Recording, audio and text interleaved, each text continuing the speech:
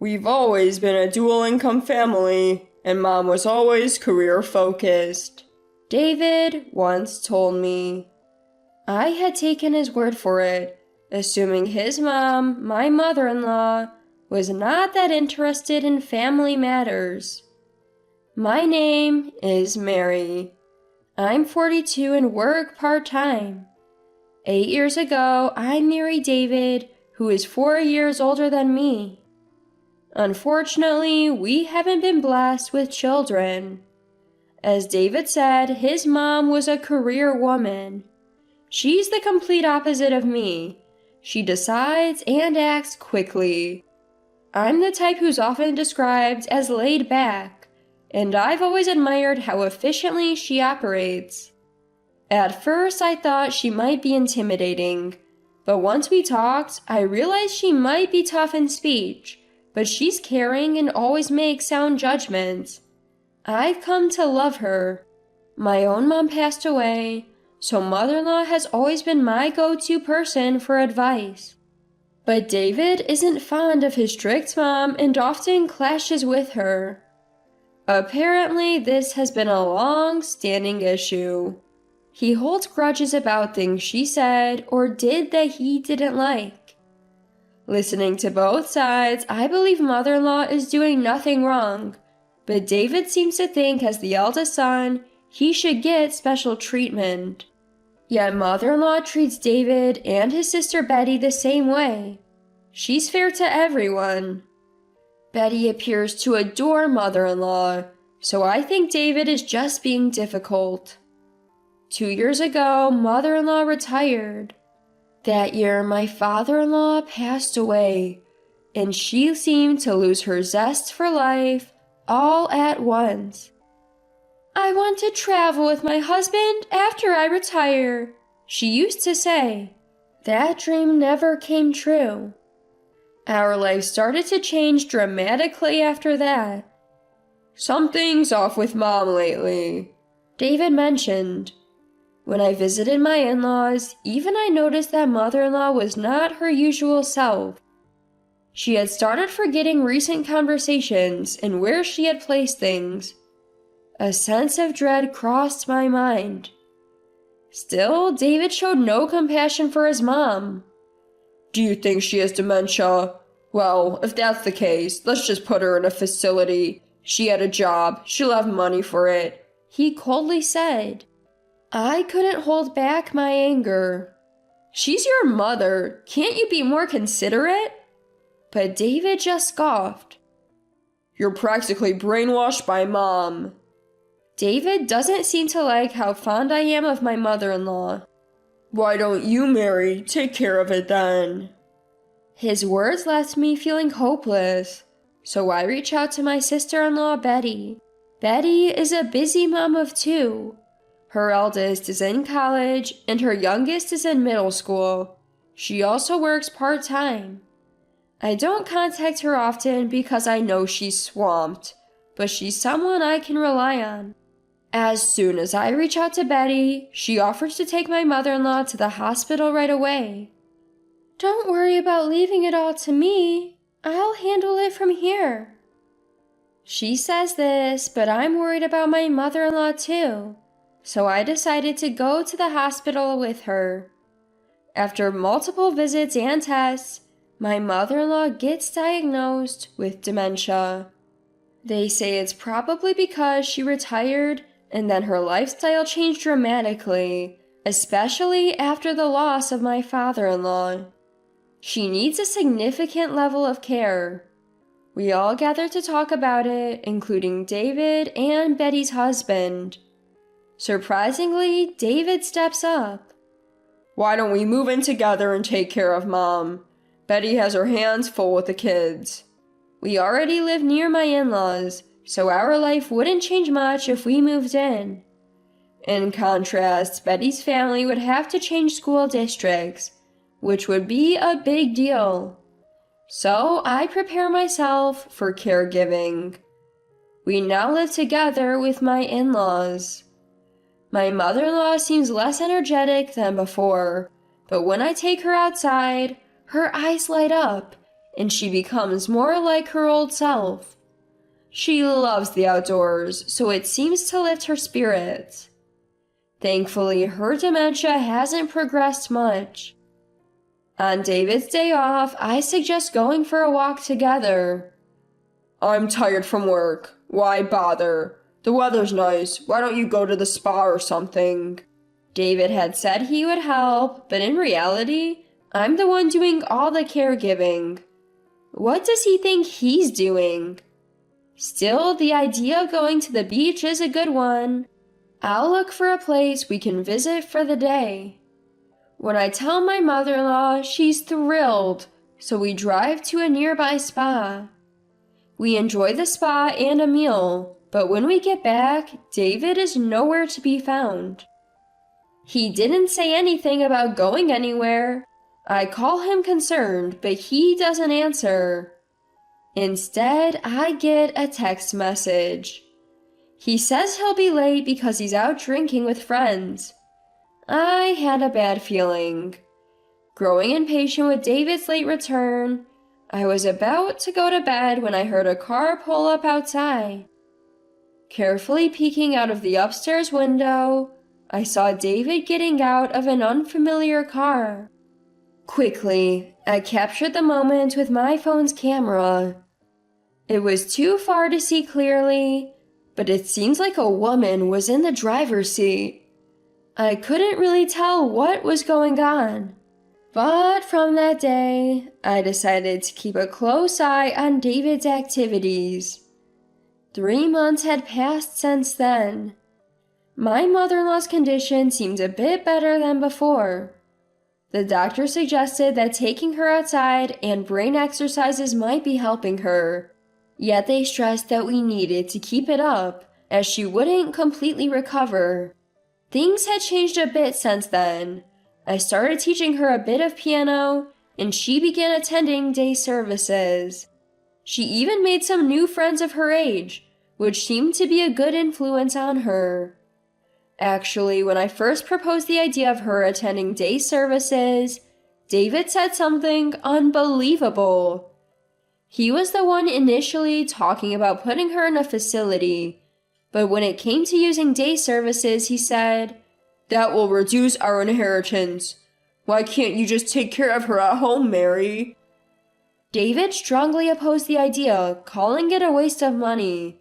But Betty retorted, "Well then, David, why don't you take care of Mom for a day? Give Mary a break." We finally managed to get her into day services. Betty not only comes to pick up my mother-in-law for her hospital visits, but also visits us with her kids. She even brings gifts and meals for me. I'd love to have her energy. She's truly her mother's daughter. While my mother-in-law and Betty have a great relationship, David seems to be bothered by it. Lately, he's been coming home late and even working on weekends.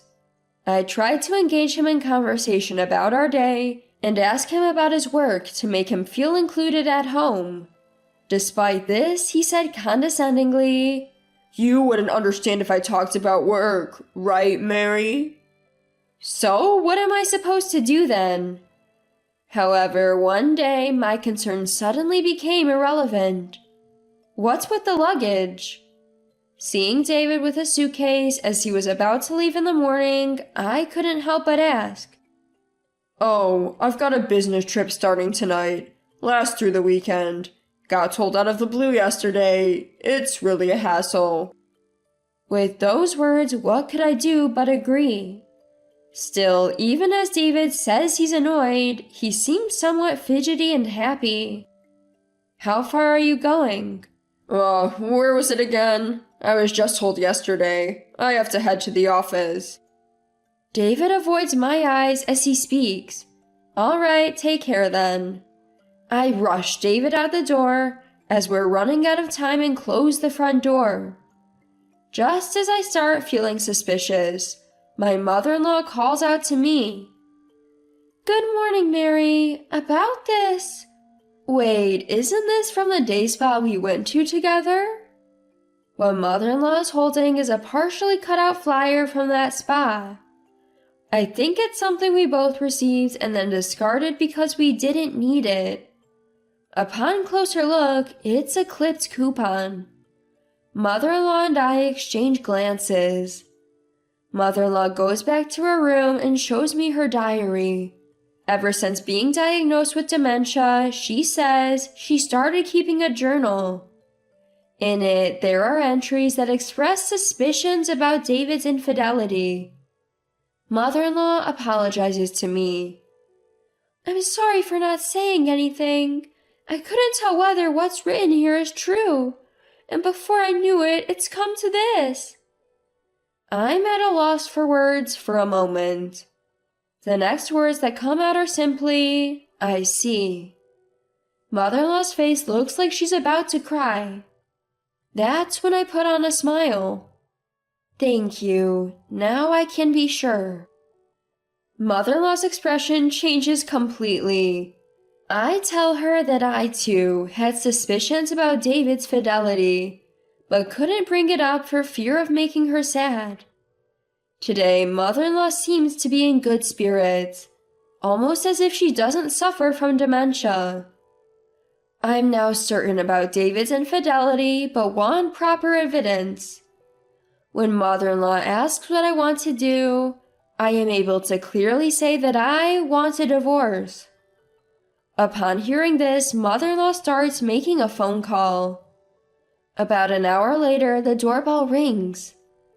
The person who comes in is a former colleague of mother-in-law. It turns out mother-in-law used to work at a law firm, and this person is a lawyer specializing in divorce cases. She never thought that she'd be helping to sue her own son. I spoke with a lawyer to figure out what steps to take next. Just as we were discussing this, the doorbell rings again. It's Betty who walks in. I'm so sorry for my good-for-nothing brother. I was surprised by Betty's deep apology, but it was comforting to know she was on my side. The next day, my mother-in-law and I head to the spa in Betty's car. There, we see the car that has dropped David off at our house several times. And then we spot David with a woman.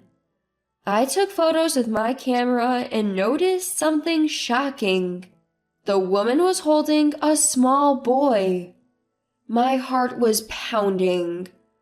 I had previously found a child's toy in David's bag.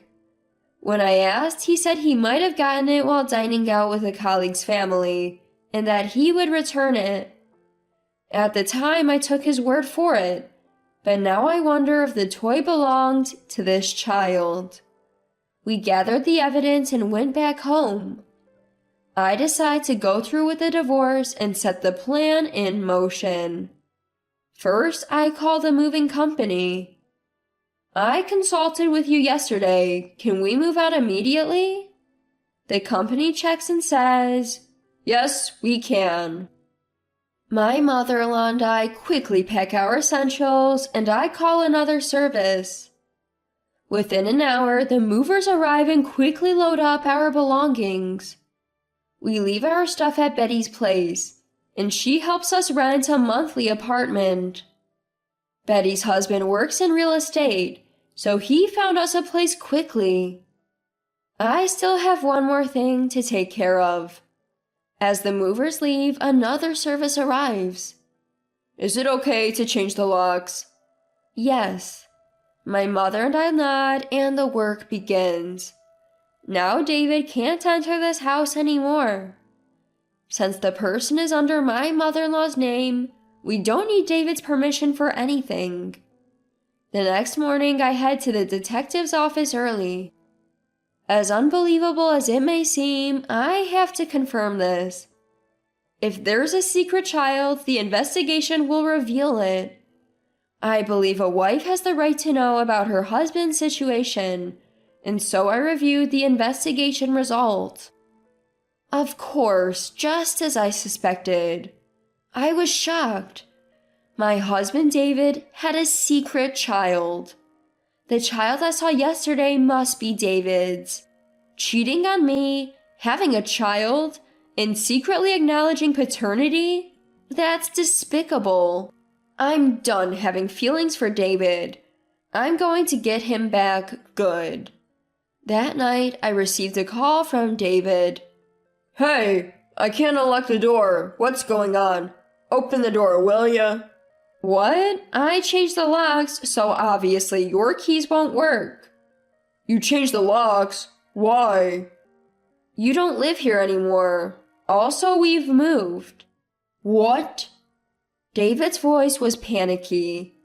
I couldn't help but smile, imagining his confused face. You leave your dementia-stricken mother with your wife and cheat on her? Even have a kid?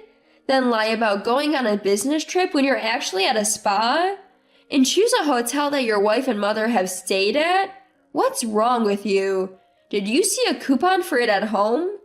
Using coupons that your wife saved to take your mistress on a trip? That's unthinkable. David was trying to say something, but he was too flustered to speak. You really thought I had no clue, huh? You should have divorced me when you had the kid. Oh, but I guess you can't because then you'd have to deal with your mom's care. Finally, David managed to utter some words. No, that's not it. His predictable response made me want to burst out laughing. At that point, my sister-in-law Betty, who was standing next to me, couldn't hold back and shouted, Then explain what's different. David was surprised to hear Betty's voice. I pretended to be clueless and said, Oh, I have you on speakerphone, so everyone can hear this conversation. Betty, my mother-in-law, and even my lawyer were present. What are you doing? I haven't done anything. This is all a misunderstanding. I've never yelled at David before, but I couldn't help but raise my voice this time. This is no misunderstanding, don't you get it? You're insulting not just me, but your mistress and even your own child. Do you plan on calling that child a mistake? David went silent. I'm getting a divorce. Do what you want after that. Wait, hold on. That's going to be problematic. What do you mean problematic? I'm the one who's in a bind here. Because the thing about Mom is... Mother-in-law shouted. You think you can just dump your own mother's care onto your divorced wife? Apologize to Mary right now and show some sincerity. Don't worry, I won't rely on you or your mistress. Instead, you can kiss your inheritance goodbye. David falls silent. I finally speak up. I've known about your affair for a while, but I couldn't bring it up because of mother-in-law. With her and sister-in-law's support, I've decided to divorce you. You turned out to be a terrible husband, but I'm grateful I got to be with the best mother-in-law and sister-in-law. Hanging up, mother-in-law breaks into tears. Days later, David and I officially divorce. We seek damages from David and his mistress through our lawyer. David has become uncomfortable at his job since we sent the documents there, but he can't quit because he needs to provide child support and living expenses. Thanks to his unwarranted actions, the alimony increased significantly, and I was able to secure a considerable amount. Mother-in-law decides to gift us assets while she's still alive as an apology for the trouble she caused, instructing Betty to use the rest for hospital and care facility fees. Betty's eldest son has gotten a job and moved out, so mother-in-law is living with Betty. I've bought an apartment nearby and continue to maintain a good relationship with mother-in-law and Betty's family. And, at mother-in-law's suggestion, I've become a certified music therapist, providing piano performances and guidance at day services, leading